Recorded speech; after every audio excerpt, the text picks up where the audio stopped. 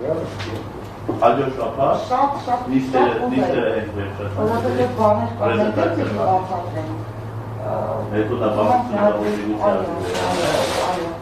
Մենք էլ մտածում ենք, որ դուք եք տվյալներ բանեք, որ կայքի արժեքայքի տվյալներից է։ Նոմինացիան չենք կազմակերպում,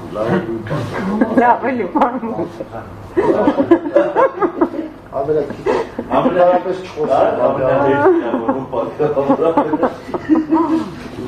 բայց դուք կրելի գուլա Այդ մոտիվացիան որ լինի, գիտեք, այդտեղից այնքան շատ են խոսում, այնքան շատ են հերթագրվում։ Հիմա ընդհանրապես դեմարներ չի լինի արդեն, 4-5 ժամ հարցու պատասխան է գնում։ 4-5 ժամ հարցու պատասխան է գնում։ Հիմա հակալակ դա ամենաանդեի Չէ,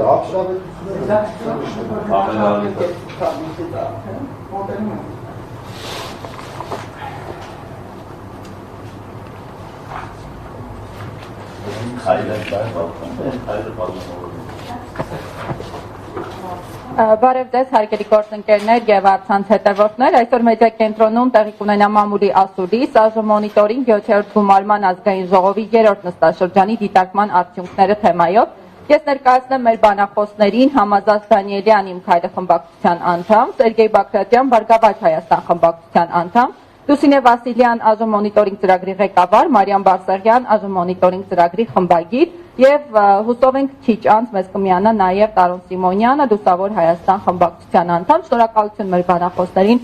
մեդիա կենտրոնում ներկա գտնվելու համար։ Եվ այսպես տարիներ շարունակ ԱԺ մոնիտորինգ ծրագիրն իրականացնում է մշտադիտարկում խորհրդարանի գործունեության վերաբերյալ ու զեկույցների տեսքով պարբերաբար հանրությանն է ներկայացնում աշխատանքի արդյունքները։ Երկրորդ զեկույցը արդեն երկրորդ գումարման աշխատանքների մասին պատրաստ է եւ այսօր կներկայացվի հանրությանը։ Տիկին Վասիլյան, երևի թե սկսենք քննարկումը ձեզանից, ինչ հետաքրքիր փաստեր եք այս անգամ արձանագրել։ Հետաքրքիր է ինչով է աչքի ընկել երրորդ նստաշրջանը եւ արդյոք կային վատ այսպես ավանդույթներ, որոնք փոխանցվել են երկրորդ նստաշրջանից երրորդ խմբին։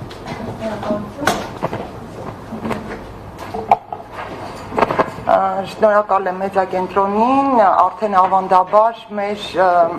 զեկույցի ներկայացումը, քննարկումը կազմակերպելու համար, շնորհակալ եմ նաև խորհրդարանի ներկայացուցիչներին այս քննարկմանը մասնակցելու համար։ Սա 7-րդ գումարման խորհրդարանի աշխատանքը ներկայացնող մեր երկրորդ զեկույցն է եւ ամփոփում է երրորդ նստաշրջանի աշխատանքը։ Իրականում դիտարկումը տարել ենք նույն ուղղություններով, այսպես մեր ավանդական ուղղություններով, փորձել ենք հասկանալ ինչ ընթացք է ունեցել օրենսդրական աշխատանքը, ինչպես է դրսևորվել խորհրդարանի վերահսկողական գործառույթը, լսումների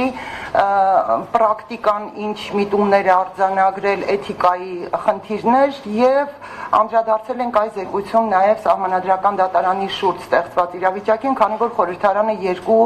նախաձեռնություն նախորդ նստաշրջանում արել է, արդեն երրորդն էլ, բայց ուզում եմ հիշեցնել, որ դա արդեն 4-րդ նստաշրջանի ժամանակային հատվածում էր եւ զեկույցում դրան անդրադարձ չկա։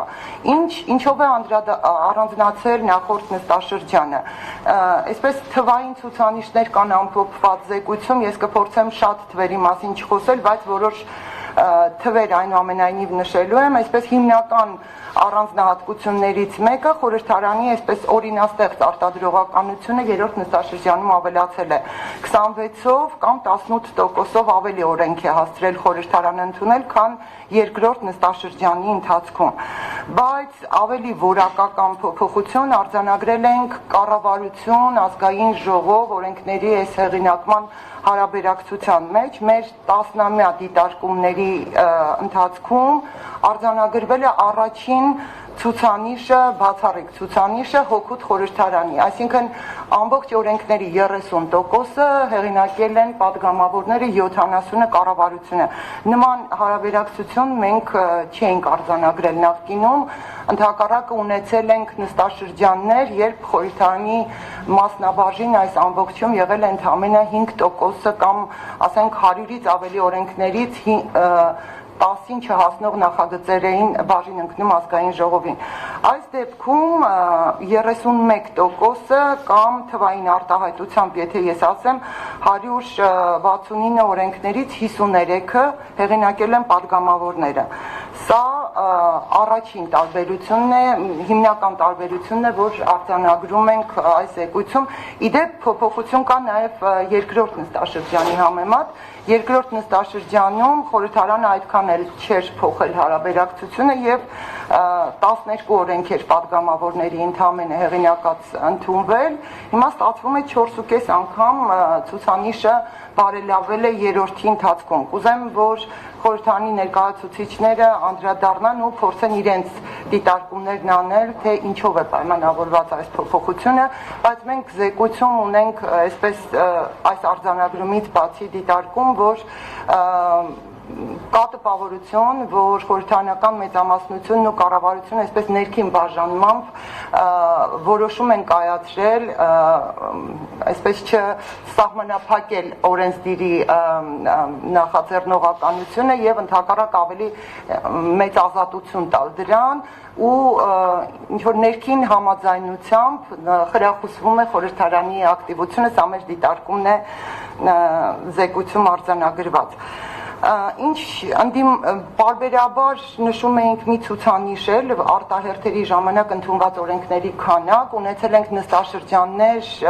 5-րդ, 6-րդ գումարման խորհրդարաններում, երբ ասել ենք, որ օրենքների կեսից ավելին ընդունվում է արտահերթ նիստերի ընթացքում,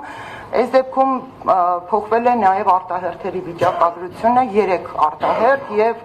ամբողջ օրենքների հազիվ 20% արտահերթերի ընթացքում սա նույնպես որպես այսպես դրական փոփոխություն ենք արձանագրում։ Ընդդիմության օրինաստեղծ հնարավորությունների իրացում մշտապես խոսել ենք այս մասին, մշտապես թվեր ենք ներկայացրել։ Այստեղ եւ լավ փոփոխություն կա եւ վատ փոփոխություն։ Ընդդիմությունը եւ կարողացել է ավելի շատ օրենքներ ընդունել եւ ավելի շատ մերժվել այս նստաշրջանի ընթացքում։ Երկու ցուցանիշներն էլ աճել են։ Ընդդիմության ներկայացրած նախաձեռնություններ 21 նախաձեռնություն ընդհանրապես օրակարգ չի մտել։ Սա 5-ով ավելի է, քան երկրորդ նստաշրջանի ցուցանիշը, այսինքն այստեղ աճ ունենք եւ ընդդիմության 8 նախագծերից 7 նախագիծ քննարկվել են նիստերի դահլիճում եւ չի ընդունվել։ Բայց դրան զուգահեռ ընդդիմությունը կարողացել է, այսպես հաջողել է խորհրդարանի ընդունած 53 օրենքներից 20, եթե չեմ սխալվում, 30-ներին քայլինը 23-ը հեղինակել են երկու ընդդիմադիր խմբակցությունները, այսինքն գրեթե հավասար ընդունված եւ մերժված նախաձեռնություններ ունենք։ Անդրադարձ կա, չեմ ուզում շատ կենտրոնանալ էթիկայի հարցերի ու էթիկայի հետ կապված իրավիճակին մանրամն է անդրադառնալու։ Ես քննիչ հանձնաժողովների հետ կապված, այսպես հատուկ բաժին ունենք զեկույցում, կարող եք նայել տեսնել, վերլուծել ենք այս գործիքի օգտագործման պրակտիկան, արձանագրել, որ շատ ակտիվ օգտվում է խորհրդարանը դրանից, ի տարբերություն օրինակ ժամանակավոր հանձնաժողովներ նախաձեռնելու այսպես գործիքից, ավելի դյուրին է քննիչ հանձնաժողով ստեղծելը, քան ժամանակավորը, նա իրավունքի ուժով ստեղծվում է եւ շատ հարմար է ընդդիմադիր խմբակցությունների համար, ժամանակավորը արժևորոշմամբ պիտի ձևավորվի եւ ակնհայտ երևում է, որ խմբակցությունները գնում են ավելի հեշտ ճանապարհով, մի ուղղակի ուշագրավ փաստ արձանագրում, մենք երբ զեկույցը կազմում էինք, դեռևս քննիչ հանձնաժողովի մերժումը չէր եղել հունվարի նիստին, բայց ունեինք արդեն այդ արձանագրումը մեր զեկույցում գրված, մենք այստեղ նշել ենք, որ ձևավորվել է 5 քննիչ հանձնաժողով, հիմա փաստորեն 4-ն է, որովհետև չձևավորվեց 5-րդը, բայց հենց այստեղ արձանագրում էինք արել, ուշադրություն էինք հրավիրել, որ կա իրավական այսպես կազուսի ռիսկ, որովհետև դուք զեկույցում կարող եք այդ հատվածը գտնել, այսպես գրել էինք, որ իրավունքի ուժով մի կողմից հանձնաժողովը կարող է ստեղծվել, քանի որ ԱԺ-կանոնակարգը որոշակի թվով падգամավորների ստորագրությունը արդեն բավարար է համարում քննիչ հանձնաժողով ձևավորելու համար, բայց մյուս կողմից կանոնակարգում կա մեկ այլ դրույթ, ըստ որի ԱԺ որոշմամբ պիտի հաստատվի падգամավորների թիվը։ Եվ այստեղ ունեինք կանխատեսում, որը արդարացավ, որ ցանկության դեպքում խորհրդարանական մեծամասնությունը կարող է չեզոքացնել այդ հնարավորությունը, չնայած իրավունքի ուժով, այսպես ստեղծվելու այդ նորմի արկայությանը կանոնակարգում։ Կարծում եմ սա այսպես հարց է, որի վրա կարող են հրավիրում ենք օրենսդիրի ուշադրությունը, առնվազն առաջիկայում այսպես օրենսդրական լուծումներ գտնելու, որպեսզի չստացվի, որ իրավունքի ուժովը այսպես հակառակ ուժի իրավունքով կարող է չեզոքացվել։ Եվ ես հատուկ չշեշտեցի մեզ ամենից շատ ճանաչում են մեր ամենաներով եւ ծրագիրը նույնացնում են միշտ ով է ամենաակտիվը, ամենապասիվը, բայց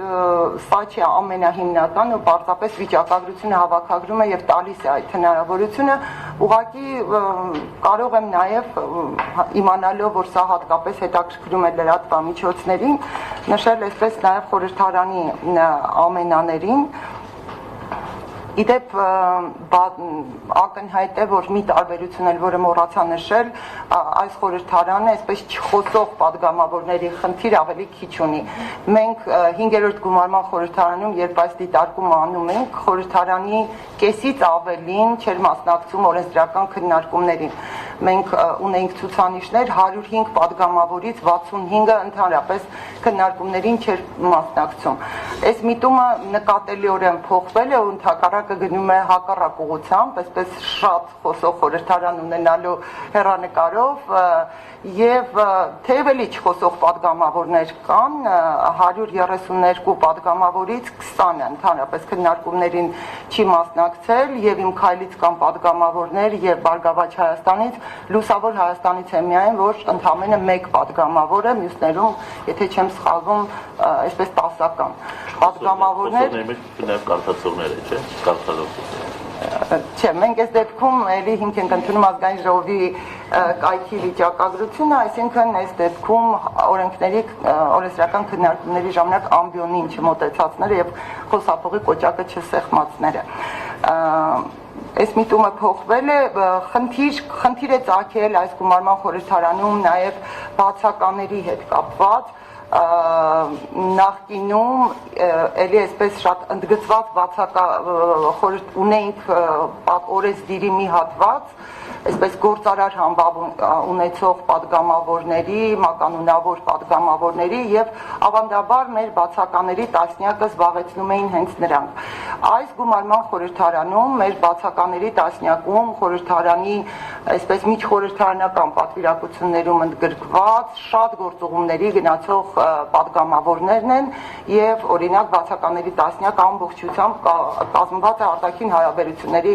հարցերի հանձնաժողովի անդամներից։ Այս երկու փոփոխությունները կան։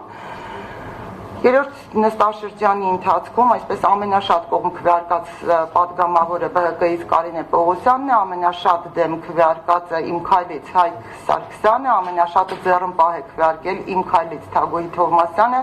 ամենաշատը բացակայել է իմ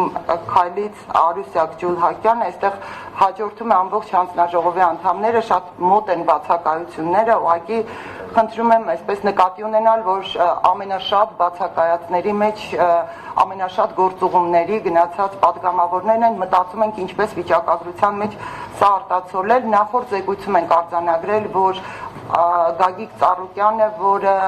8 տարի շարունակ այսպես մեր ամենաբացակայած падգամավորների ցանկում էր, լքել է առաջին հորիզոնականը եւ դարձել ամենաշատ բացակայած падգամավորների մեջ 8-րդը։ Ընդհանուր առմամբ թերևս այսքանը ես ընթացքում շատ բան կար, ես ինչ-որ բաներ հաստատ մոռացել եմ, բայց կարծականքեմ։ Եղավ, շատ լավ։ Պարոն Դանիելյան, նշվեց, որ համամասնությունը փոփոխության է ենթարկվել, 30-70% է դարձել падգամավորների ներկայացած օրենսդրական նախաձեռնությունների, հետաքրքիր է ինչով եք սա պայմանավորում եւ արդյոք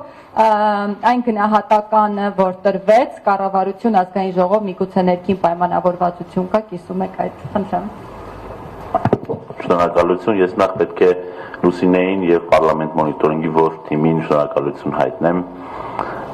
տարիներ առաջ սկսած եւ հիմա էլ շարունակող այս նախաձեռնության համար, այն իրապես օգնում է որոշակի պատկերացում կազմել ազգային ժողովում տեղի ունեցող միտումների մասին, փաստերի հիման վրա, սակայն երբեմն այդ վիճակագրությունը կարող է լինել ոչ այնքան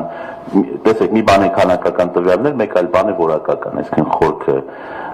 կարող է բաց թողնվի եւ սա այդ դեպքերից մեկն է, քանի որ բացառապես ենթադրության վրա հիմնված պնդում է թե այսպես ներքին պայմանավորություն կա։ Խոսքը ոչ թե ներքին, այլ եթե կուզեք արտաքին շատ բացահայտ, շատ ուղիղ արված հայտարարության մասին է, որի հիմքում այն հավատալն է, որ ազգային ժողովը որպես օրենսդիր մարմին պետք է կարողանա ավելի շատ իր գործունեությունը պայմանավորել եւ նաեւ պատգամավորներին ընդհանրապես եւ ներառյալ ընդդիմադիր պատգամավորներին եւ ֆրակցիաներին ազատ գործունեության հնարավորություն այն առումով, որ այնքանով որքանով որ մեզ մոտ կա փոխըմբռնում որոշակի իրավական լուծումների շուրջ, միայն նրա համար որ դա անդիմությունն է իրականացնում, մենք երբեք դրա պատճառով օրինակ նախաձեռնությունը չենք մերժում։ Ավելին մենք ունենք դեպքեր, երբ որ կարծում ենք, որ օրինակ որևէ օրենսդրական նախաձեռնություն միգուցե այնքան էլ որակական փոփոխություն չբերի քաղաքացու կյանքում, խնդրի լուծում չլինի, խմբագրական բնույթի է, բայց մենք ընդառաջում ենք, որ այդպիսի տպավորություն չստեղծվի, թե ընդդիմության գործունեության հնարավորություն չենք տալիս։ Կարծում եմ, որ եթե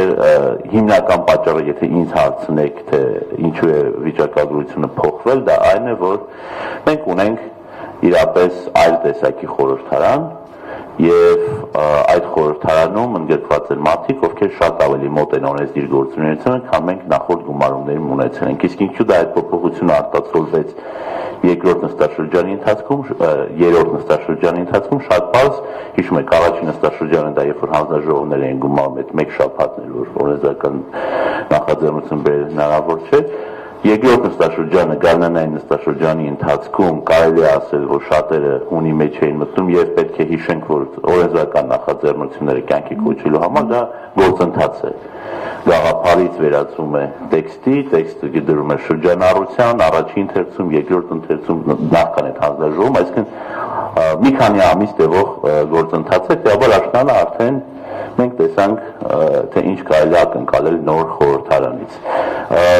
Լուսինայի խոսքում բազմաթիվ կետեր արձանագրվեցին, որոնք բոլորը իսկապես կարևոր են, էթիկայի շուրջ կարող ենք քննարկում ծավալել։ Ես հիմա արձագանքեմ, թե ձեր կոնկրետ հարցին պատասխանել եւ սահմանափակեմ, որտեղ շատ հարցեր կային։ Ես կարծում եմ, որ մենք իհարկե հետաքրքիր կլինի նաեւ տեսնել այս եկող նստաշրջանը ինչպեսի վիճակագրություն կունենա, բայց կարծում եմ, որ մենք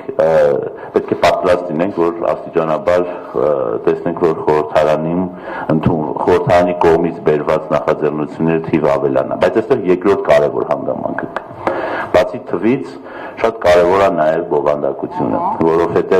ինձ համար օրինակ շատ ավելի կարևոր է այն հանգամանքը, որ օրինակ կուսակցությունների մասին օրենքը, որը նույն բոլոր խմբակցությունների եւ պարոն Բագրատյանն էլ շատ ակտիվ մասնակցում է, մենք խորհրդարանում ենք քննարկում եւ առաջ տանում, քան որ բացառապես գործադիրից հետագայից, որտեղ կան օրենքներ, որոնք ֆունդամենտալ են եւ հենց խորհրդարանում դրանք պետք է քննարկվեն եւ առաջարկվեն։ Եվ ինքը ի վերջո ձեր վիճակագրությունը լինելա մեկ փոփոխություն, բայց ինքը լինելու է հիմնավոր եւ բազմաթիվ ուղղություններով փոփոխություններ եւ խմբագրումներ։ Մինչդեռ նույն մեկ թիվա նաեւ մեկ այլ նախաձեռնություն, որը այնտեղ ասենք, չգիտեմ, մեկ տեխնիկական շտկում է կամ չգիտեմ, համադրական դատարանի կողմից հրապարակված որոշման մեխանիկական թարգմանություն եւ այլն։ Հասկանում եմ, որ այս ամեն ինչը ռեսուրսներ է պահանջում, բայց եւ գիտեմ նաեւ ծանոթ եմ, որ առանձին խնդիրների շուրջ պարլամենտ մոնիտորինգը նաեւ խորքային ուսումնասիրություններ անում, ընդհանրապես ուզում եմ գծել նաեւ այդ հանգամանքի վրա, որ թիվը մի կտրվածքով է իրականությունը ցույց տալիս եւ որակական հետազոտություններ այլ կտրվածքով եւ շատ օգտակար է։ Շնորհակալություն։ Շնորհակալություն։ Պարոն Բագրատյան, ներկայացվեց, որ ընդդիմության ներկայացրած օրենսդրական նախաձեռնություններն այս անգամ բավական շատ են ընդունվել։ մենք հիշում ենք, որ այո, նաև մերժվել են իհարկե, բայց 21 նախագիծ օրակարգ ընդհանրապես չի ընդգրկվել։ Ամեն դեպքում ընդդիմությունը միշտ դժգոհում էր, որ շատ են մերժվում իր նախագծերը, նաև կարծիք էր հնչում, որ այն օրենքները, որոնք կոսմետիկ կարգավորումներ են, դրանք են ընդունվում, սակայն այդպես արմատական փոփոխություններ առաջարկողները անտեսվում են։ Այս առնչությամբ ինչ փոփոխություն եք դուք ինքներդ արձանագրել։ Շնորհակալություն պարլամենտ մոնիտորինգի թիմին այս աշխատանքը հրաշալի կազմակերպելու համար, կարծում եմ համատեղ աշխատելու դեպքում կարող եք նաև նոր ծրագրեր անել, որ պարլամենտ մոնիտորինգը նաև կարողանա ավելի ռեալ չափորոշիչներ ներդնել եւ պատգամավորների աշխատանքը նաեւ մոտիվացնել իրենց աշխատանքով, որովհետեւ ի վերջո թիմը նպատակներ ունի, կարծում եմ, եւ այդ նպատակների մեջ պարլամենտի աշխատանքը նաեւ ակտիվացումն է, իհարկե արդյունավետության բարձրացումը առաջին հերթին։ Այսինքն բազմաթիվ առաջարկներ կան, որ մենք կարող ենք պարոն Դամելյանի հետ կազմակերպենք ազգային ժողովում համատեղ քննարկում, հրավիրենք մոնիտորինգի աշխատակիցներին եւ նաեւ ծրագրերին համատեղ քննարկել եւ նոր չափորոշիչներով այլևս շարունակել աշխատանք ավելի արդյունավետ կազմակերպելու իմաստով։ Ինչ վերաբերում է բուն պարլամենտի աշխատանքի ընդդիմության նախագծերը մերժելը, ես կարող եմ ասել իմ մասով, ես 5 նախագիծ ընդունվել է իմ անհատական իմ նախաձեռնություններից, 14 նախագիծ եմ ես արել, որից 5 ընդունվել է։ Հիմա դա շատ է թե քիչ լավ է թե վատ, չգիտեմ, ընթացքի մեջ դեռևս այդ 14-ից 7 ընթացքի մեջ են, դեռ ճակատագիրը չգիտենք ինչպիսին կլինի։ Կարծում եմ այստեղ կարևոր է, որ կարողանալ ճիշտ շեշտադրումներ անել եւ նաեւ համագործակցության պատրաստակամություն հայտնել։ Այսինքն ամենահեշտը, երբ որ դու նախագիծ վերում ես եւ իշխանությունը ցանկանում է մերժել, բայց երբ որ դու ասես մերժի, բայց բացատրի ինչու համար ես մերժում, արդեն խնդիր են ունենում, որովհետեւ պիտի բացատրեն, պիտի ապացուցեն եւ այստեղ դա արդեն սկսում ենք համագործակցությունը։ Բնականաբար իշխանության խմբակցության մերժումները ավելի քիչ են այն պատճառով, որ ես բազմից նշել եմ պարլամենտում, իշխանությունը ունի կառավարության պես հզոր աջակից եւ նրանք բնականաբար լինելով նույն խմբակցության, նույն թիմի անդամները օգնելու են իրենց աշխատակազմերով, իրենց կարողություններով, որպեսզի ավելի որակյալ օրենք ունենան, օրենքի նախագիծ ունեն, բնականաբար ավելի քիչ են մերժում եւ հաճախ նաեւ հուշումներ են լինում, այսինքն կառավարությունում եթե որևէ մի նպատակ կա, կարող են խմբակցության պատգամավորներին պատվիրել, որպեսզի նման օրենք մշակեն, սա նույնպես առավելություն է, որը իհարկե մենք ընդունում ենք եւ դրա մեջ որևէ տարօրինակ բան չենք տեսնում, բայց որ ակտիվ է ընդդիմությունը աշխատում, դա շնորհիվ այն բանի, որ այս պարլամենտում ի տարբերություն նախորդի հասկացում ընդունելու պարլամենտի ընդդիմադիր ֆրակցիաների նկատմամբ ըմբռնում ավելի բարձր մակարդակ ունի։ Նախորդին, որովհետև իմաստ չուներ դու նախագիծ աներ, ի սկզբանե գիտեիր, որ մերժվել է։ Հիմա էլ ցավոք սրտի որոշակի պրակտիկաներ մեզ չեն բավարարում, մասնավորապես հաճախ մենք նախագիծ ենք անում եւ իշխանությունը հիշում է, որ այդ նախագիծը ինքն էլ սկսել է։ Այդպես էլ հայտնի չի լինում, դա այդ մեր նախագիծից հետո է որոշել սկսել, թե նույնիսկ վերջի անգամ ես առաջարկեցի, որ ինչ նախագիծ որ նախատեսել եք գրեք, որ մենք այդ նախագծերը ներկայացնենք, որովհետև բացառապես ես իմ նախագծերից 2 օրինակ բերեմ, նույն տնտեսական մրցակցության հանձնաժողովում ընդդիմադիր անդամների ներկայացնելու իրավունքի եւ հանրայնացությունների կարգավորող հանձնաժողովում ընդդիմությունը, որպեսզի իրավունք ստանա տեխնացուներ առաջադրելու, ես դա այդ նախագիծը արել եմ, դրանից 1 ամիս հետո ազգային ժողովի նախագահ Պամիրզյանը նույն նախագծից բերել, իհարկե ավելի լրամշակված, ավելի ամբողջական, բայց երբ որ կարող են ասել այդ միտքը բերեք զարգացնենք, միասին աշխատենք, բայց չեն շատ հեշտ վերցնել, որ համարեցին, որ դա իրաց նախագիծն է։ Հիմա մի նախագիծ եմ ներկայացրել, որ 6 ամսվա ընթացքում քաղաքացիության խնդիրը չլուծվի, այլ կրճատվի այդ ժամանակահատվածը 3 ամսում կարողանանք հատկապես մեր քաղաքացիներին, որոնք արտերկրում են, կարողանանք արագացված կարգով 3 ամսվա ընթացքում քաղաքացիության խնդիրը լուծել, իրենք շատ լուրջ հիմնավորմամբ մերժել են եւ առաջարկել են ոչ 90 օրվա ընթացքում ենք առաջարկում անել։ Բացի նման լուրջ տարբերություններ հաճախ առաջանում են, որից որոշ չափով իհարկե ընդդիմությունը կարող է նեղացած կեցվածք ընդունել, բայց ամեն դեպքում դա աշխատանք է եւ պետք է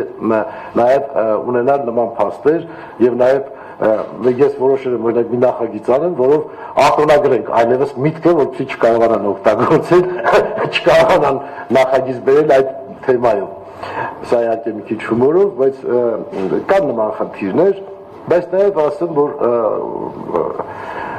բազմաթիվ առաջարկներ իսկապես շատ ակտիվ քննարկման արդյունքում ի նպաստ մեր ժողովրդի կարողանում ենք ընդունել եւ հասանելի դարձնել։ Ընդհանրապես մենք չենք կարծում, որ որակական իմաստով համեմատելու եզրեր կան։ Նոր պարլամենտը իր երիտասարդ անդամներով բավականին անփորձ են, բայց ակտիվություն կա եւ այդ երիտասարդների մի մասը վստահաբար ապագա Հայաստանի լուրջ քաղաքական գործիչներ կարող են ներկայանալ եւ այս փորձությունը պիտի անցնել պատվով, պետք է այստեղ համադրել ավակ սերնդի փորձը եւ երիտասարդի աղյունը եւ ստանալ լավ արդյունքներ։ Երբ որ հակադրում ես, ստացվում է այն, ինչ ստացվում է։ Քննիչ հանձնաժողովի հետ կապված նշեցինք, որ մերժվեց այն հիմնավորման, որ դա ավականու տիրույթում է, ոչ թե ազգային ժողովի առաջ քաշված հարցը, որը իհարկե այդպես միանշանակ չի, վիճելի է բավականին, որովհետև տեսեք, օրինակ Շվեյցարիայում ցանկացած հարց, որ կա հանրության մեջ որոշակի ակտիվության նշաններ կան, անմիջապես բերում են պարլամենտ։ Այսինքն չեն ասում, գիտեք, սա, ասենք, թիմի օրենք սահմաններում, սա, ասենք, առողջապահությունից ներքին խնդիրներ են, իրենք շատ արագ բերում են պարլամենտ եւ քննարկում են։ Հիմա դա քննիչ հանձնաժողովի տեսքով, թե ժամանակավոր հանձնաժողովի տեսքով, թե ինչպես բնականաբար ընդդիմությանը բավականին մատչելի է քննիչ հանձնաժողով, որը իրավունքի ուժով է ստեղծվում։ Եվ այստեղ է պետք է կարողանաս որոշակի խորամանկ։ Ասենք, ես ամուսարի հարցը ուզում եի քննիչ հանձնաժողով ստեղծեի, զգացի, որ որոշակի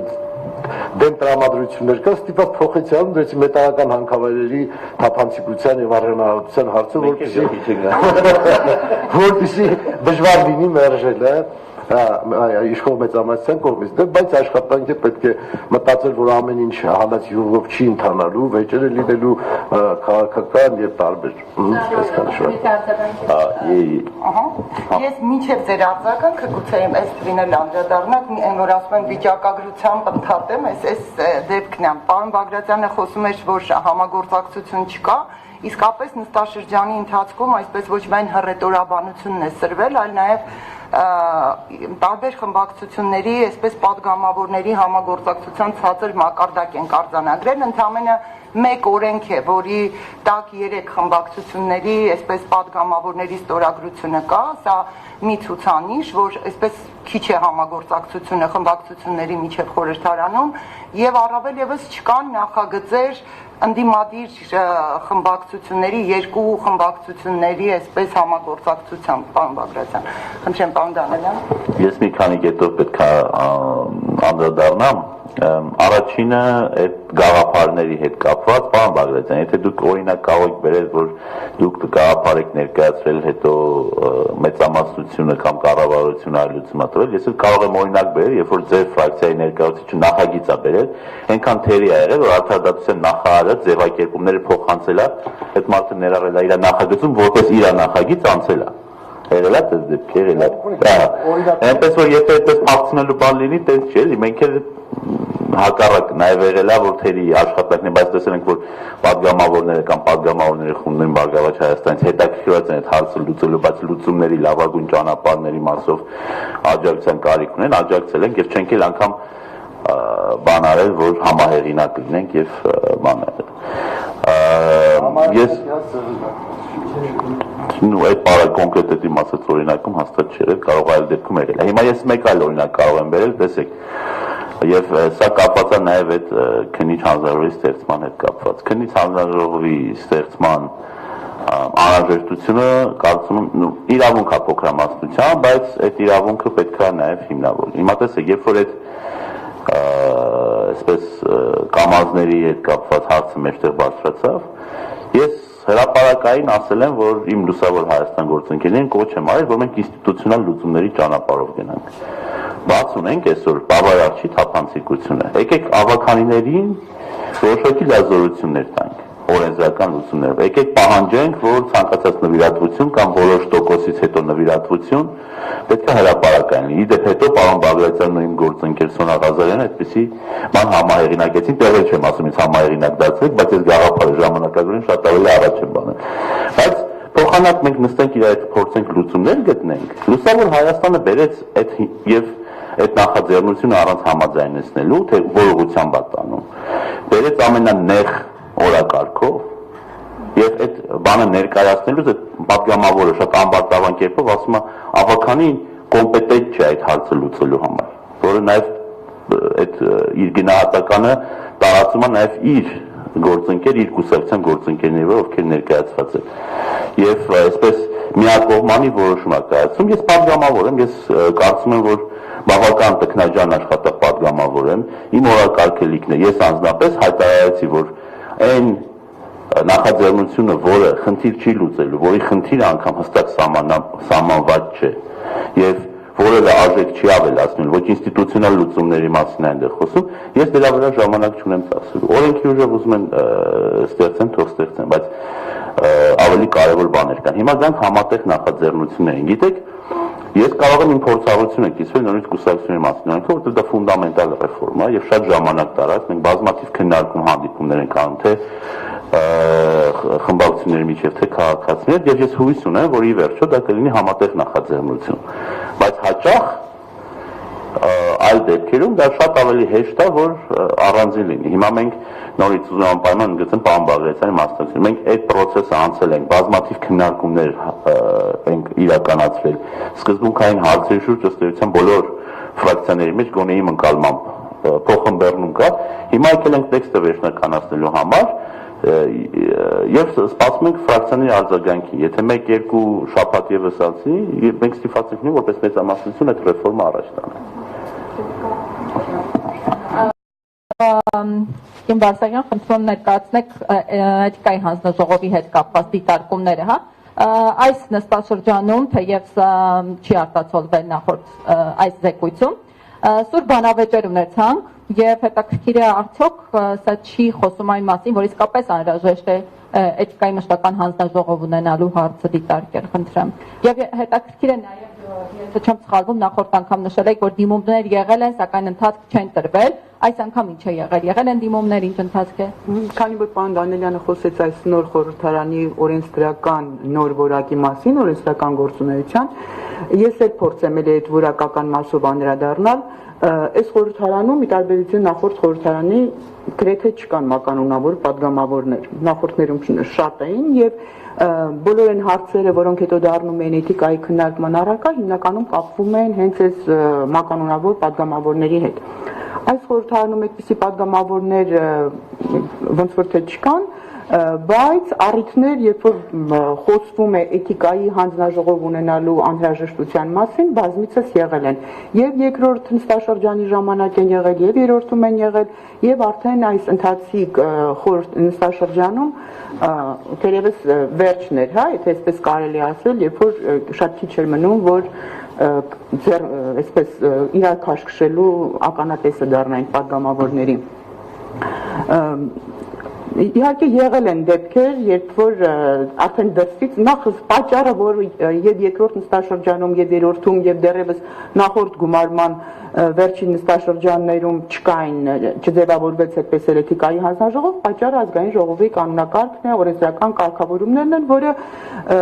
սահմանում է, որ էթիկայի հանձնաժողովը կարող է ձևավորվել միայն այն դեպքում, երբ որ կոնկրետ հարցով կոնկրետ դիմում լինի։ Եվ այստեղ խիստ սահմանափակում կա, եթե նախորդում այդ դիմումը կարող են ներկայացնել հասարակական կազմակերպությունները, շարքային քաղաքացիները, ապա այս կանոնակարգումով այդ հնարավորությունը տրվում է միայն ազգային ժողովի պատգամավորներին, խմբակցություններին ընդ որում եւ հետագա ընթացք եւ ազգային ժողովի որոշման պետք է ձևավորվի։ Պատճառներից մեկը սա է։ Երկրորդ նստաշրջանում 3 անգամ եղավ այո դիմում,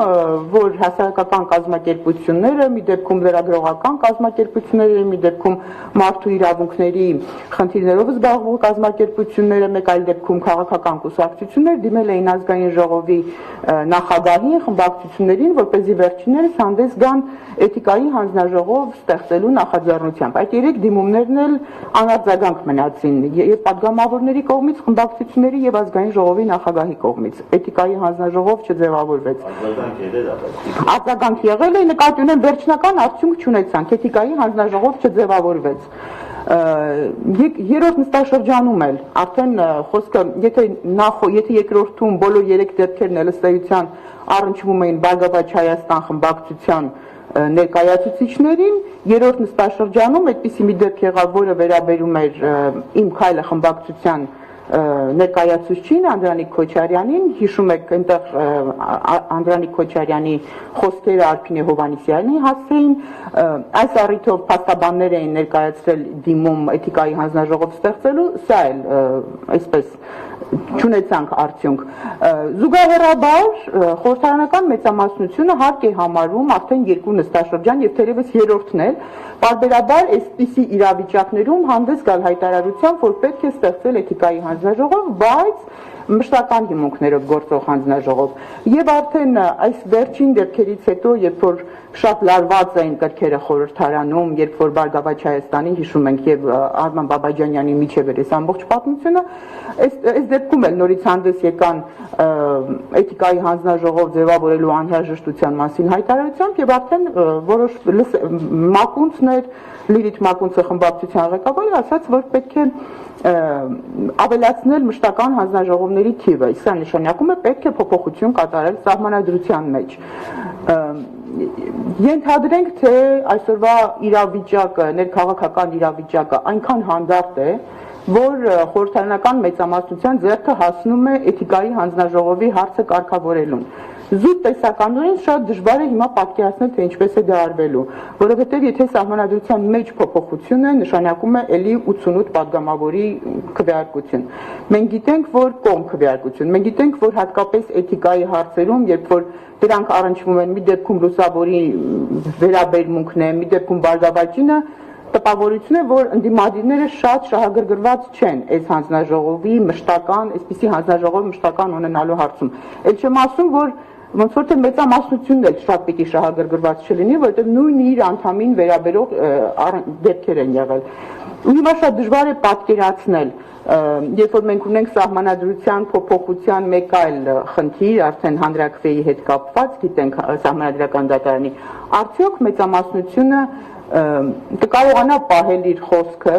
որը եւ երկրորդ նստաշրջանում, եւ երրորդում, եւ այս վերջերս նորից ասած, այսպես լսեցինք, որ պետք է ստեղծել էթիկայի հանձնաժողով, կունենա ժամանակ հանդես գալու սահմանադրական փոփոխությունների նախաձեռնությամբ, որովհետև մշտական հանձնաժողով ունենալու համար պետք է սկսել սահմանադրության փոփոխությունից, կունենա աջակցություն մյուս ընդդիմադիր խմբակցություններից այսպիսի նախաձեռնությունը մինչև վերջ հասցնելու եւ ի վերջո կունենա 88 падգամավոր, եթե ընդդիմադիրները չաջակցեն 88 կողմ քվե այս հարցը գլուխ բերելու, սա դեռևս հարց է եւ ինձ թվում է, որ գուցե այսպես վատատեսական է իմ կանխատեսումը, որ մենք չորրորդ նստաշրջանում չենք ունենալու էթիկայի հանձնաժողով եւ կարծում եմ, որ ունենալու ենք էլի նախադեպեր, երբ որ առիթ ենք տեսնելու էթիկայի հանձնաժողովով հարցը կարգավորելու։ Պարոն Դանիելյան, ունենանք արդյոք չորրորդ նստաշրջանում էթիկայի հանձնաժողով, որքանով է խորհրդարանական մեծամասնությունը շահագրգռված այսպիսի հանձնաժողով ունենալու եւ արդյոք պատրաստ եք ձեր падգամավորների վարքագիծը եւս քննության առնել։ Խորհրդարանական էթիկան ոչ միայն շատ կարևոր ոլորտ է մեծամասնության համար եւ ես հույս ունեմ, որ նաեւ փոքրամասնություն հանձնող ֆրակցիայի падգամավորների գոնե մեծ մասի համար, այլ նաեւ այն ինչ որ դուք ներկայացրեցիք, որ խոստացվել է եւ չի իրականացվել, ինքը պատկերի մի մասն է, որը տեսանելի իմաստ է միգուցե, բայց նաեւ կա չտեսանելի իմաստ։ Օրինակ հենց այսօր այստեղ գալուց առաջ ես եւ իմ գործընկերները իմ քայլը խմբակցությունից հյուրընկալել էին խորհրդարանական էթիկայի հարցով պատասխանատու անձի ԵԱԿ ժմիգից։ Անցած շաբաթ մենք հանդիպում քննարկում ենք ունեցել նման մի փորձագետից, ով Լիտվայից էր եկել եւ Եվրոպայի խորհրդի հետ կապված նախաձեռնություն կա։ Այս հանդիպումները մենք նաև կոնտակտները եւ ռեսուրսները մենք նաև կիսում ենք մեր ընդդիմադիր գործընկերների համար։ Ինչու՞մն է խնդիրը։ Խնդիրն այն է, որ մեր ժառանգած եւ մեզ հասած կարգավորումներով ունենք շատ մեծ սահմանափակում։ Այն է, որ էթիկայի հետ կապված ժամանակավոր հանձնաժողով կարող է ստեղծվել բացառապես որևէ խմբակցության նախաձեռնությամբ։ խորհրդարանական էթիկան աշխատողը, երբ որ ինքը պակաս քաղաքականա, չի դիտարկվում կամ փոքրամասնության եւ հատկապես մեծամասնության կողմից մահակ ընդդիմախոսներին պատժելու համար։ Հիմա պատկերացրեք մեծամասնությունը բոլոր այս դեպքերում էթիկայի հանձնաժողով ստեղծեց փոքրամասնական падգամավորների հետ կապված։ Միգուցե ճիշտ ճանապարհը դա է, բայց ինքը շատ արագ կարող է ընկալվի որպես պատժամիջոց, որովհետեւ ներողություն, ես վերջացնեմ, որովհետեւ նկատառապես եղանք ընդամենը 2 շաբաթ առաջ, երբ որ փոքրամասնական խմբակցությունից մեկի ղեկավարը մատը թափ տալով նիստի դալիճից, այսպես գնում է խոսնակի վրա, ով իրավունք ունի ելույթ ունենալու, ելույթ ընդհատելով խոսում է, այդ ժամանակ ընդամենը նախագահը խնդրեց, որ դուրս գա նիստերի դալիճից, դրանից հետո հայտարարեցին, որ նախագահը կողմնակալ է։ Պատկերացրեք իրավիճակ, երբ որ մենք էթիկայի հանձնաժողով ենք ստեղծում եւ դուք ինքներն նշեցիք, որ դեպքերի մեծամասնությունը դա ընդդիմադիր падգամավորների հետ է կապված։ Միանգամից ականատես ենք լինելու մի բանի, որ իբրև թե մեծամասնություն բաժանան։ Լուծումը ո՞րն է, լուծումը դա ցանկացած երկրում, որտեղ դա աշխատել է, դա այն է, որ խորհրդարանի падգամավորները բոլոր ֆրակցիաներից նստեն եւ իրար մեջ համաձայնության գան խաղի կանոնների հետ կապված։ Եվ այդ գործընթացի սկիզբը մենք տվել ենք եւ այդ գործընթացը հույս ունենք, որ տեղի կունենա։ Եվ նորից այստեղ կարող եք համարել, որ մենք լավատես ենք եւ այդ որ միակողմանի ձևով մեր մեծամասնության պայմանավորված իշխանությունը չենք միանգամից կիրառում եւ առաջարում, բայց ես կարծում եմ, որ առողջ լուծումը տեղի ունենալու այդպես համատեղ,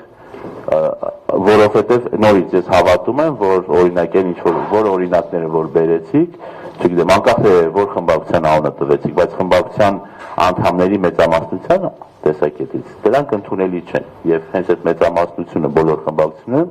նրանք են, որ ստեղծելու են այն միջավայրը եւ համաձայնել այն չափանիշների շուրջ, որոնք հետո կիրառելու ենք։ Իսկ երկարաժամկետ առումով լուծումը պետք է լինի, որ եթե անկախ նրանից ինքը մշտապես է ժամանակավոր գործող հանձնաժողով է, բայց գործի քննումը չպետք է նախաձեռնվի բացառապես խմբակցությունների կողմից, որտեղ խմբակցությունները ինքնին քաղաքական միավոր են։ Պարոն Դանիելյան, մշտական գործող հանձնաժողովներում մեծամասնությունը էլի իշխող խմբակցությունն է, պայմանավորված զուտ խմբակցությունների անդամների քանակով։ Այսինքն, երբ որ կազմավորվի մշտական հիմունքներով գործող էթիկայի հանձնաժողով, ինչպես մեծամասնությունն է առաջարկում,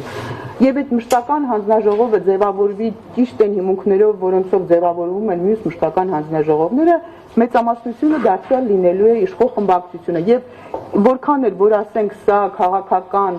այսպես նկատառումներով գործելով հետ պահելու հնարավորությունը, այդտեղ էլի որոշողը լինելու է խորհրդարանական մեծամասնությունը ու ըստ էության էլի լինելու է քաղաքական որոշման արդյունք։ Ամենայն հարգանքով, բայց այստեղ դուք մի բանի մասին վստահաբար հայտարարություն եք անում, որից զուտ աշխատանքի բերում ես մի քիչ ավելի տեղյակ եմ։ Երբ որ ասում ենք մշտական հանձնաժողով,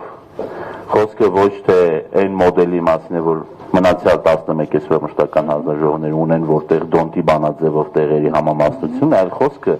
մշտապես շարունակապար գործող հանձնաժողով, որը ի տարբերություն այսօրվա կարգավորումը շատ հստակ է, որ հանձնաժողովը ստեղծում է գործ առ գործ, Պողոսի գործով։ Բայց դա արդեն մշտականը չի, պարոն Դանիելյան, ամբողջ խնդիրը սա է, դա արդեն ամեն գումարման ներողություն, դա արդեն ամեն նստաշրջանի սկզբում կազմվող հանձնաժողովն է, որը ունենք մինչև այս վերջին փոփոխությունը։ Ախր դուք հիմա լուծում եք ներկայացնում, որ իբրև թե մենք այդ լուծումը ներկայացրել ենք, ես այդ լուծումի վրա աշխատողներից մեկն ասում եմ, այդպեսի բան չկա, ինձ ընդհատում եք, ասում եք, սենց պետք է լինի։ Այսինքն ուզում եմ հասկանալ, կա սահմանադրական փոփոխություններ։ Կարող եմ ես վերջացնել։ Այո, սահմանադրությունը շատ հստակ է, սահմանադրությունը եւ կանոնակարգ օրենքը բավարար հստակ է, ընդ որում ես ասեմ ձեզ, երկու իրավաբան, եթե իրար կողմ դնեն 3 կարծիք կա, այստեղ էլ կարծիքը միանշանակ չէ, սահմանափակումը կա թե չէ, բայց մեծամասնությունը իրավաբանների կարծում են, որ շատ սահմանափակող է այսօրվա մեր իրավական կարգավորումը, այն առումով, որ միանշանակ է, որ ինքը ժամանակավոր հանձնաժողովը լինելու է պետք է լինի կոնկրետ գործի հետ կապված, որտեղ ինքը կարող է լինի նորից ժամանակավոր հանձնաժողով նստաշրջանի համար եւ քննի բոլոր էթիկայի հետ կապված գործերը։ Իսկ բանի անդամների թվի համամասնության հետ կապված դուք գալիս եք ենթադրությունից որ պետք է գործի այսօրվա մշտական հանձնաժողովի տրամաբանությամբ ոչ իրավական կառուցակարգը փոխելուց հետո մենք գոնե այս պահին ինչ որ մենք ենք քննարկում մենք հակված ենք որ գոնե հավասար ներկայացվածություն լինի Իմաստը ներողություն պարոն Դելյան բխում եք պարզապես Լիլիթ Մակսիմցի հետևյալ նախադասությունից փոխում ենք սահմանադրությունը որպեսզի ազգային ժողովի մշտական հանձնաժողովների թիվը մեծ հնարավորություն տա ստեղծել էթիկայի հարցերով զբաղվող մշտական հանձնաժողով դրա համար էլ ես իմ խոսքում հստակեցրեցի որ մշտական շատ են չէ հիմա տեսեք ասացի իմաստն այն է որ հանձնաժողով լինի որը ես մշտականի փոխարեն օգտագործում շարունակաբար գործող որ ոչ թե կոնկրետ դեպքի համար քննվի շարունակաբար գործող հանձնաժողով որը պարտադիր չի որ ունենա դոնտի բանաձևով ձևավորված կառուցվածք Եվ որի համար թերևս պարտադիր է սահմանադրություն դե հենց այդ եմ ասում որ տարբեր իրավաբանների տարբեր մոտեցումներ են բայց մեծամասնության մոտ են կարծիքն որ իրականում կա այստեղ սահմանադրական կառուցակարգերի վերանայման անհրաժեշտություն եւ մի բան ինձ համար գոնե հստակ է որ իմ քայլը խմբակցությունը եթե կուզեք թե քաղաքական առումով թե ազգային ժողովի հեղինակության առումով թե անդամների թվի եւ այսպես վարքի հետ կապված շատ շահագրգիր է, եթե չասեմ ամենաշահագրգիր կողմն է, որպեսզի մենք ունենանք գործուն մեխանիզմներ էթիկայի հարցը կարգավորելու համար ի տարբերություն այսօրվա չգործողների։ Սակայն այստեղ բանաձևը, հաջողության բանաձևն այն է, որ եւ դա կարող եք բացել, չգիտեմ, խորհրդարանական էթիկայի հետ կապված ցանկացած հետազոտություն, ցանկացած աղբյուր, ցանկացած մասնագետի բանաձևը այն է, որ սա մեծամասնությունը չի նախաձեռնում եւ մեծամասնությունը չի վերջացնում, որովհետեւ եթե մենակ մեծամասնությունը այս process-ը առաջ տարավ, մեխանիկորեն ընկալվելու է կամ ներկայացվելու որ դա քայլ է փոքրամասնությանը պատժելու, լրացնելու, հանդարտեցնելու համար։ Ներողություն պարոն Դանիելյան, բայց հանուն արդարության նշենք, որ միայն ընդդիմադիր խմբակցությունները չեն, որ էթիկայի հետ կապված արտահայտություններ են անում։ Եթե հիշում եք, մեծամասնության մի падգամավոր էր խոսում ընդդիմությանը կատոկելու մասին։ Դուք ասացիք ընդդիմության падգամավորը մատ թափթվեց մեծամասնության վրա, բայց հիմա անունը չտամ, գուցե թերևս հիշեն, մեծամասնության ներկայացուցիչը ազգային ժողովի ամբիոնից ընդդիմությանը ասեց դու սուս, քեզ չեմ թողել խոսել մոտավորապես այսպիսի բաներ։ Սրանք բոլորը էթիկայի շրջանակում կարելի է դիտարկել կարծում եմ, չէ՞։ Այո, ոչ մեկ սուրբ չի եւ ոչ մի խմբակցություն մեկ բացող չկա։ Ես չեմ ասել միայն, ես այնպես բան եմ ասել։ Կամ մեծամասամբ հարգելի ներկաներ, այդպեսի ես բայց այստեղ մի բան եմ ուզում ասեմ։ Խոսքը ընդդիմության կամ մեծամասնության մասին չի խոսքը, թե ով ում պետք է։ Խոսքը չափանիշների շուրջ համաձայնելն է, որտեղ ես վստահ եմ, որ Բարգավաճ Հայաստանում մենք ունենանք մարդիկ, ովքեր հռետորաբանություն կպահեն։ Լուսավոր Հայաստանը կունենանք, բայց երբ որ դուք այդ օրինակն եք վերում, ես օրինակը ինչի բերեցի։ Դա շատ հստակ օրինակ է, որ երբ որ մեծամասնությունը կամ նիստը վարողը օգտագործում է օրենքով իրեն տրված լիազորությունները եւ դա ներկայացնում է որպես անկողմնակալություն։ Հիմա պատկերացրեք, եթե դա էթիկայի պարագայում արվում։ Խոսքը դրա մասին է։ Իսկ եթե վերցնենք ընդհանրապես եւ միգուցե այստեղ պարլամենտ մոնիտորինգը կարող է այդ հարցով զբաղվել որպես արտաքին այսպես վերահսկողություն, ոչ թե վերահսկողություն դիտարկող անօկազմակերպություն դեպքերը 2-3 անգամ ընդամենը նիստի վարողի կողմից սանկցիա կիրառվել ծայրահեղ դեպքերում։ Մի դեպքում եղել է, որ 3 թե 4 հոգի ֆիզիկապես պատրաստ են եղել մեկ այլ падգամավորի վրա հարձակվել, գոնե դրան էր տանում եւ հայոյախառն արտահայտություններ, այդ ժամանակվա սանկցիա կիրառել եւ հաջորդ օրերի լարվածին երբ որ շարունակվել, սանկցիա կիրառվել է մեկը Լուսավոր Հայաստանի առաջինի դեպքում Բարգավաճի մասին է խոսքը, երկրորդի դեպքում Լուսավոր Հայաստանի դեպքում երբ որ նկարագրած բանն տեղի ունեցել եւ երկրորդը եթե նկատեք իմ քայլի падգամավորի ընդ որում փոխնախագահի դեպքում այդ դրանից հետո ինչ որ մարդիկ խոսում են անկողմնակալության մասին ես ավելին ասեմ ընդհանրապես էթիկայի հարցերում մոդելները տարբեր են երբ որ դուք ինքնաբերաբար ենթադրեցիք որ ներողություն ենթադրեցիք որ դա մեծամասնությունը արդեն այնտեղ նաև այդ հանձնաժողովի մեծամասնությունը մենք կարող ենք նաև քննարկենք որ այդ հանձնաժողովում ներկա լինեն ոչ միայն падգամավորականներ այլ նաև խորհրդանից դուրս գտնվող, չգիտեմ, հասարակական կազմակերպություն կամ հեղինակություն վայելող մարդիկ։ Այսպես որ լուծումները այդպես միանշանակ եւ վերջնական չեն։ Լրագրողները արդեն հարցեր ունեն, խնդրեմ։ Շնորհակալ եմ։ Աքսանա Հայրապետյան 168 ջան։ Պարոն Դանիելյան, հնարավոր է այս պահին ավելի մանրամասն թե ինչ չէ քննարկվում էթիկայի այս հնարավոր հանձնաժողովի մասով, որի մասին կարող ենք իմանալ, այսինքն հստակ արդեն հարցադրումներ կամ որևէ որոշումներ այս մասով ունեք, թե ոչ, եւ եթե կարելի է մանրամասնել։ Իմ ամբողջ խոսքի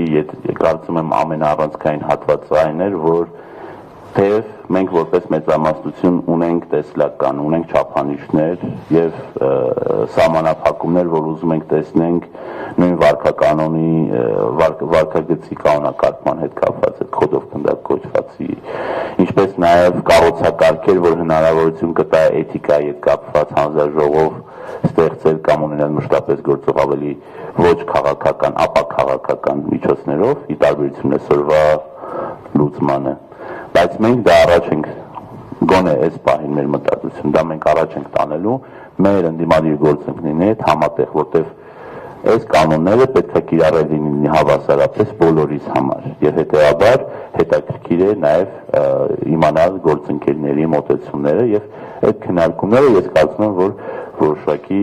արդյունքներ կտան այդուհանդերձ եթե ժամանակային առումով իմ կարծիքով մենք միգուցե եւ անգամ մինչեւ գարնանային նստաշրջանի վերջ արդեն իրավական փոփոխություններ ունենք, արդեն հայտնի պատճառով, որ համանadrական կարգավորումների հետ կապված հարց կա եւ այլն։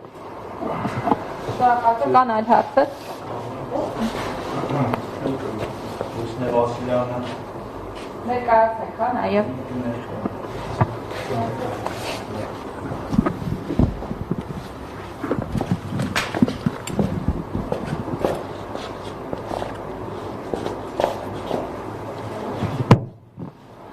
Արտակովանության շանթերոստանկերություն Լուսինե Վասիլյանը նշեց, որ լրատվամիջոցներին միշտ այդ ամենաներն են ավելի շատ հետաքրքրվում։ Այս հարցն է, պարոն Դանիելյան, ինձ ձեր խոսքը հուշեց, որը մինչև այս քննարկումը ես լսեցի, ասում եք օրինակ կարելի է որոշել ամենաանտեղի, հա, խոսացող падգամավորին գուցե կամ ամենա այսպես շուտ նեղած գործին, բան չգիտեմ, կես լուրջ, կես կատակ կամ գուցե կատակով։ Դուք ինքներդ այդ որոշակի պատկերացումներ ունեք այդպիսի падգամավորների մասին, ձեր դիտարկումներ ունեք, եթե կարող եք կանոններն ոչ գուցե ընդհանրական ինչ-որ պատասխան տալ։ Շնորհակալություն։ Ասածս որտեղ կես կատակ էր, այլ մեծապես կատակ էր եւ առնչություններ են հանգամանքի հետ, որ պարլամենտ մոնիտորինգի իր դիտարկումները անում է 4 փաստերի վրա, մինչդեռ երբ որ գանք այդ տեսակի կատեգորիաները խոսանք, այդտեղ արդեն 4 փաստեր չեն կարող լինել եւ լինել սուբյեկտիվ եւ ես իմ սուբյեկտիվ կարծիքը գոնե այս հանդիպման շրջանակում տեղին չեմ համարում, երբ որ պետք լինի հարթակ կգա, կարող եմ արտահայտել։ Շնորհակալություն։ Այլ հարցեր։ Եթե կան լրացումներ, պարոն Վասիլյան, եթե ցանկանում եք դուք ինքներդ ձեր մոտեցումը էթիկայի հանձնաժողովի հետ կապված։ Հանձնաժողովի հետ կարող եմ ասել, որ բացարձակ կապ չունեն քննարկում, որ դուք արեցիք, որովհետև էթիկայի հանձնաժողովը կարող է ընդհանրապես այլ կերպ ստեղծել։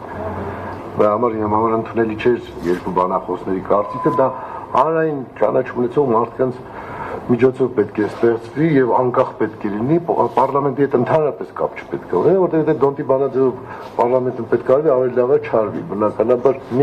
միակողմանյա լինելու բացարձակ մեծամասնությամբ իշխանության ներկայացուցիչից կազմված հանձնաժողովը չի կարող օբյեկտիվ լուծումներ առաջարկել։ Դրա համար մենք պատրաստ ենք առաջարկելու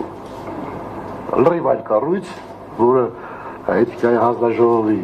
իրավասությունը եւ լիազորությունը լիարժեք կարող է կատարել։ Առաջիկայում կներկայացնենք, ինչ վերաբերում է նաեւ որ նշվեց, որ էթիկայի հանձնաժողովի շահառուները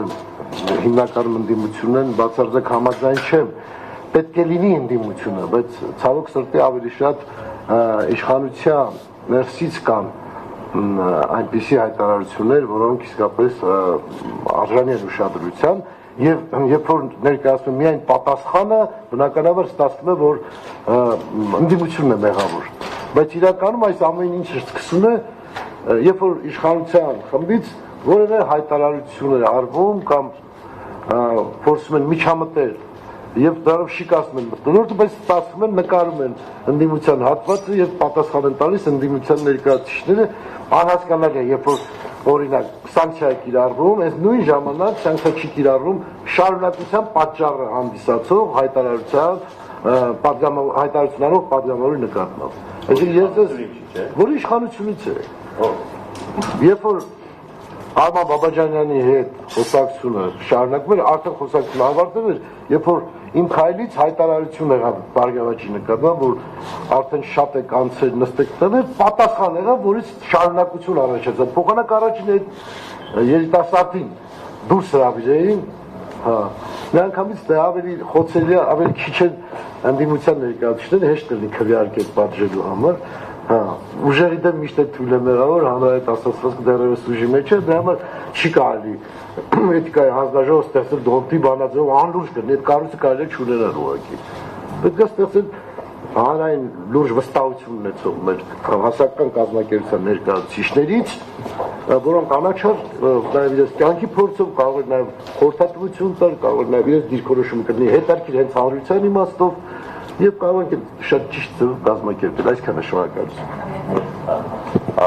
Պարոն Բագրատյան, այդ դոնտի բանաձևը ստեղծելու հետ կապված ես ինքս էի հարցականի տակ դնում դրա նպատակահարմարությունը եւ բայց նույնքե պետք է հարցականի տակ դնեմ այդ ձեր ասած մոդելը, որ միայն դրսից լինի, որտեղ ինչ է խորհրդարանական էթիկան, ինչպես որ օրինակ լրագրողների կազմակերպությունները ինքնակարգավորվող չափանիշներ են դնում եւ ստանդարտներ, նույնը խորհրդարանականները։ Եթե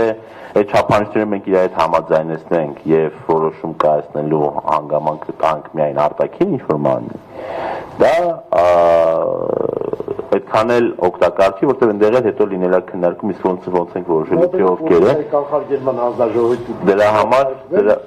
դրա համար այստեղ կարևոր է, որ ներողություն ընդհատում եմ, խոսքը այնպեսին լինի, որ ոչ միայն ընդդիմության եւ իշխանության համար չափանիշներ ընդունելի լինեն, այլ նաեւ այդ հանձնաժողովի կազմը եւ նաեւ միգուցե նախագահողը ռոտացիոն սկզբունքով այնպես լինի, որ որևէ կողմի մոտ այսպես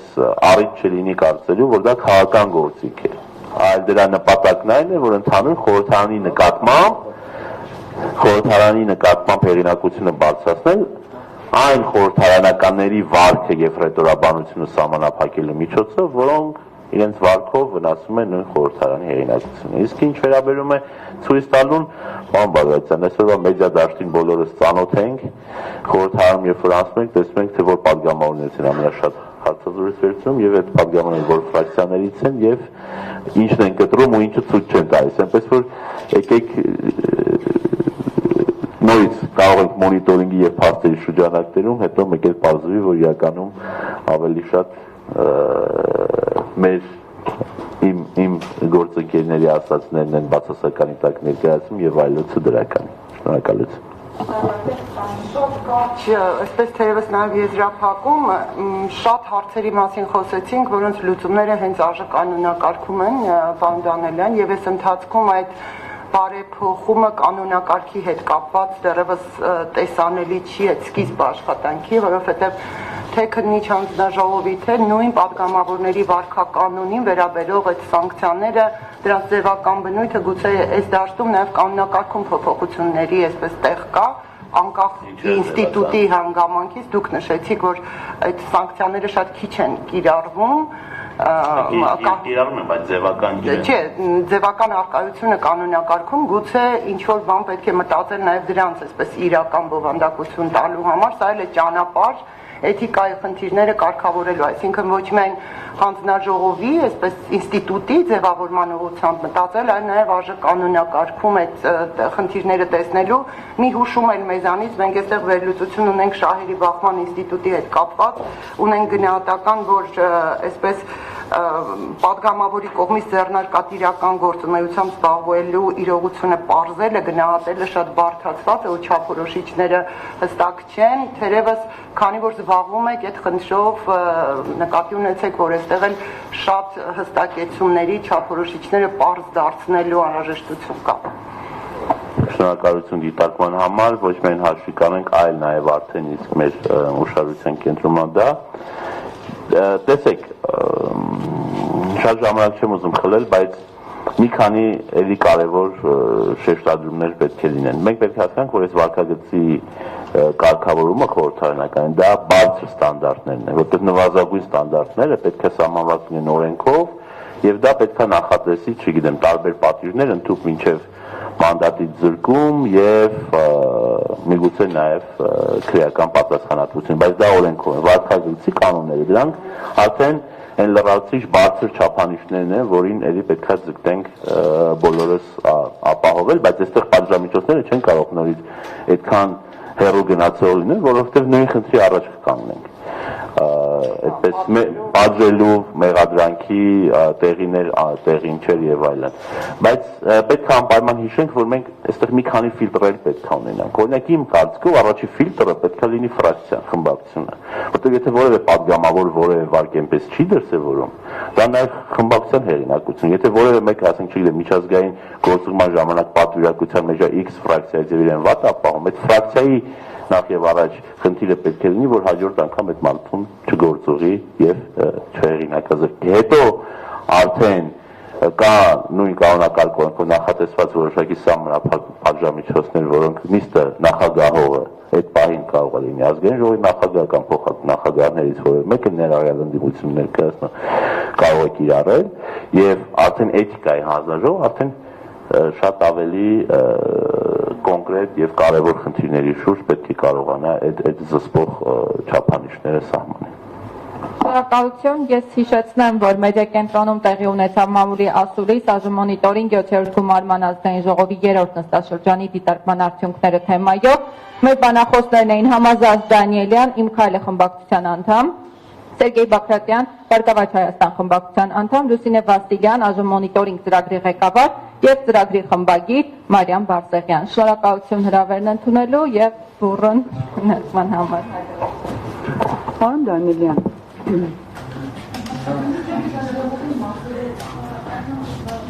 Այո,